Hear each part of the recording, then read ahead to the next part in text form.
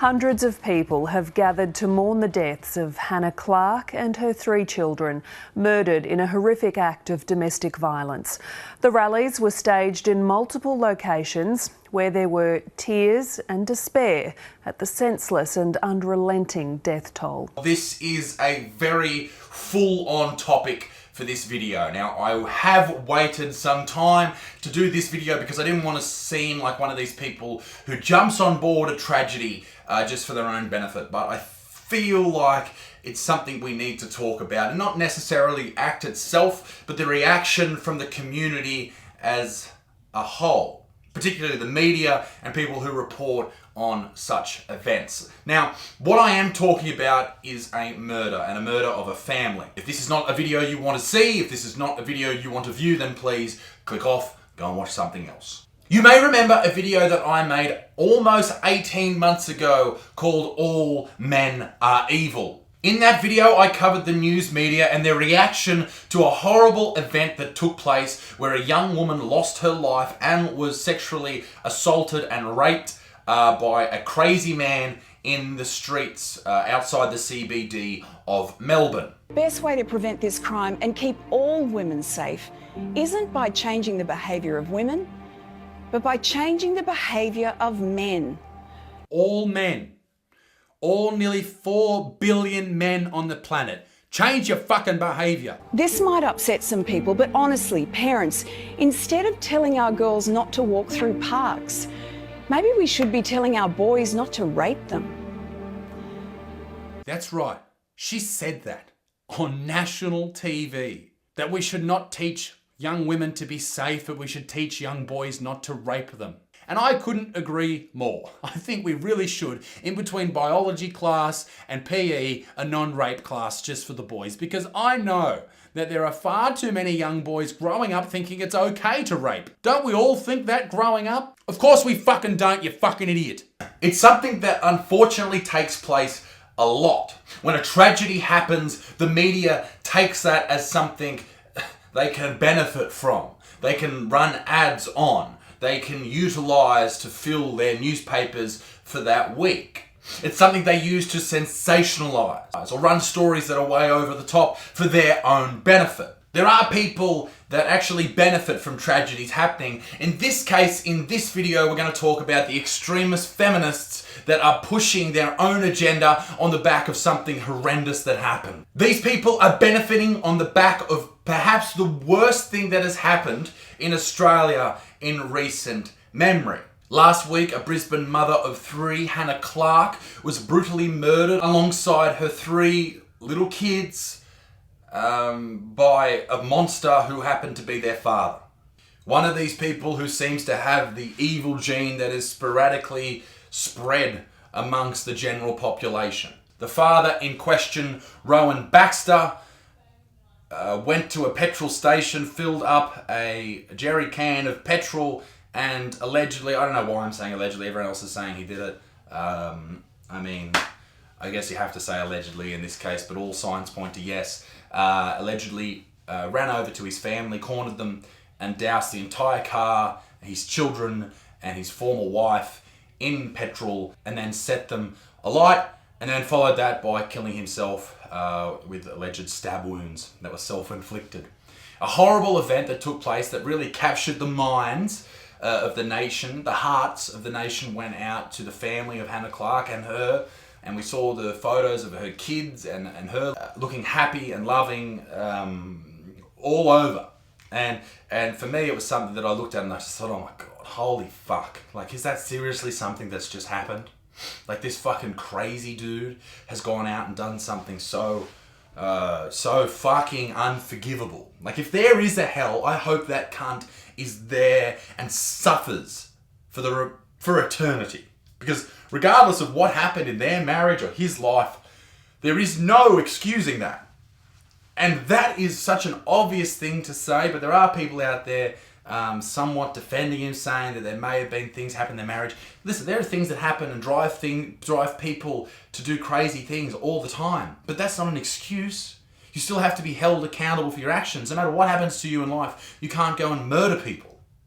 You can't hit people, you can't hurt people, you can't attack people regardless of what happens. A relative of Hannah Clark's husband has spoken about his deep, dark history of violence and how he was raised to believe women were house cleaners and used for sex. He said to his previous partner that if she was to leave him and with his child, he would take the child and kill himself and kill the child. Perhaps explaining why this... So you can tell straight away that this dude, from his upbringing, had more than a few fucking screws loose. But rather than the Australian media and the communities together standing in solidarity for this poor family who have lost absolutely everything, and we must remember that there are relatives of Hannah and her kids that have now lost everything in their lives. Imagine their Christmases, like fucking ruined. Instead of standing in solidarity and pushing our hearts and our minds out to those people, we attacked someone. Men. Every man was to blame for this. And we've seen this before. It is an easy target because the dude who did this horrible crime had a penis. Therefore, we are all to blame. This article in the Brisbane Times from academic, right? Jenna Price, entitled, How to Stop Men Killing Their Wives and Children. This article is fucking bananas because firstly, when a woman drives into a creek with her kids in the back and drowns them all, do we come out and say, how do we stop mothers? How do we stop women from drowning their children? No. We realise that this person has a lot wrong with them and they've acted in a violent way that is by no means fault of their gender. This Rowan Baxter dude, people who murder people, you know what they've got in common? Not their genitals, the fact that they're murderers, that they are fucking crazy, that they have this gene, this problem in their brain where they see something that is severely and supremely violent, that the things that we look at and go, fuck no, that is way, you never do that, that is the worst thing you could do, and they do it anyway. That's what they have in common, not a dick. Jenna's article comes out with some really outrageous things. She says, Heather Narracow, the chief executive of the Australian National Research Organisation for Women's Safety, proposed the most radical intervention for men. When any man is transitioning out of a relationship, she says, he should be monitored by the authorities. Are you fucking serious? So what, any man who goes through a breakup, whether they're 16 years old breaking up with their first girlfriend, or they're into a relationship and they've been married for 20 years, he has to what, report to the police every day, every afternoon to make sure he's not going to do anything? That is fucking insane, Jenna. Are they on parole? They haven't done anything wrong. Crazy is not split by gender. Male and females, they're both fucking crazy. It just so happens that in domestic violence situations, men are reported on more because they're bigger, powerful, stronger, and they do more damage. That's the honest truth. It's a horrible thing to say, and you should never fucking hit anyone, let alone a woman, you weak piece of shit, but that is the truth. What she means is during the period of separation, every man must be put on a program with mental health checks and scrutinised for signs of violence, to ensure he is making the transition safety and is not a risk to women, children, or themselves. That is so fucking stupid. 70% of the viewers on this channel that watch these videos are men. This is a question to you guys. What would you do if the government came out tomorrow and said, listen, if you break up with your chick, you've got to go to the police every day and let them know if you're going to hit someone, hurt someone, or do something terrible? That is ridiculous. This book, where is it? Right here. 1984. That is Big Brother. That is exactly what George Orwell was talking about. Being controlled by the state to have to do things. This is not how you control people. You control these people with education. Oftentimes when these situations of domestic violence arise, people are either fucking crazy and violent or they've had a terrible upbringing by dickheads. So how do we stop that? Education. Teaching young people that it's not okay to be violent to women. People know that, but they still do that, right? Why do they do that? Because people are fucking nuts. We need to teach people, educate people. You don't be violent to anyone. You talk about your problems. You try and voice these things. Whether you're male or female, sort your shit out. In 2019, 74 women were killed by men, which is way too many. This is the horrible atrocities that they're talking about that are so widespread that all men are doing. 74 deaths. But there's 12.4 million men in this country. 74 is a tiny percentage of that. You cannot blame all men. I know it's the easy thing to do, feminists out there. It's the easy thing to say that it's all men's fault. But it's not. It's just not. And it's just not addressing the issue at hand. Saying misogyny and the patriarchy and all this shit is what is to blame in these situations of horrendous atrocities is not going to help. It's not going to stop it. And you need to figure out a way to do it where you're not just putting men offside by saying you're a fucking murderer. Why? Because I've got a dick? That's fucking stupid. The attack on men continued by someone who I'm sure you're very aware would attack men in this situation. This is something that when she reads things like this or hears things like this, she does the whole Mr. Burns, excellent sort of thing, right? She's so happy because this is what propels her career forward. Propels her career forward. Clementine Ford saw this friend of the show, former lady that I used to allegedly date on Twitter.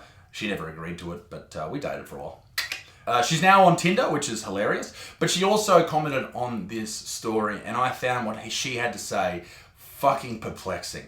Oh, she delivered this dribble to lifestyle.yahoo. Killing it, Clem. I don't know much about Hannah Clark and her children. However, thanks to the atrocious state of the media, she might agree with me here, and domestic violence reporting in this country, I have been told a fair bit about the man who murdered them. I've heard he was a footy star, an ex-NRL player who friends believe was a loving and dedicated father. I've been told he was born in New Zealand and that he was a member of the President's Selection 2005 teams. For fuck's sake, I even know that 2 former Brisbane Bronco players train at his gym. Clem, don't you think that including the fact that this dude who is now a horrible murderer, a piece of shit, was a former NRL player, don't you think, Clem, that giving some context into this story is important? Telling people that he was a former NRL player and all that type of stuff sort of gives people an idea of who this person was? If we just name this dude, then we can't ever really understand who this person was that did these horrible things. Any serial killer show on Netflix right now that chicks seem to love for some weird sexual reason, they go through the entire background, the entire story about exactly what happened in their lives. I think context is important in any story, particularly this one.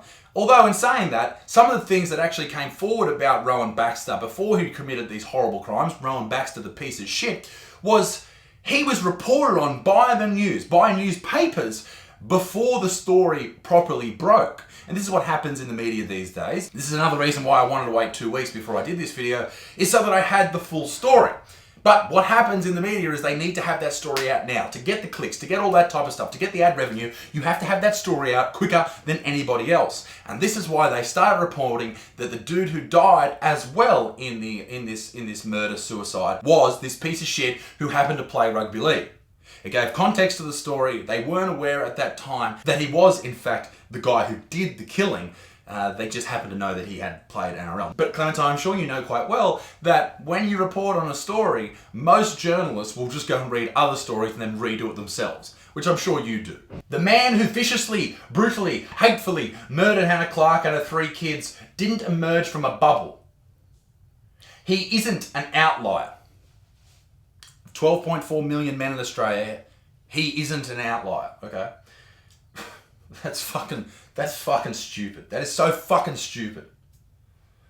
To an otherwise healthy society defined by gender equality and mutual respect. He's absolutely an outlier. Are you fucking serious, Clem? The man is obviously fucking mental. He has all the screws loose, and regardless of what happened in that marriage, it doesn't matter. Nobody does that shit. This dude, this crazy person, did the worst, the most unthinkable action you could ever fucking comprehend in your mind, burning your family. He did that. Of course he is an outlier. He and every other man like him, the men who have already been responsible for murdering 8 women this year alone. More men have been killed, but anyway, whatever.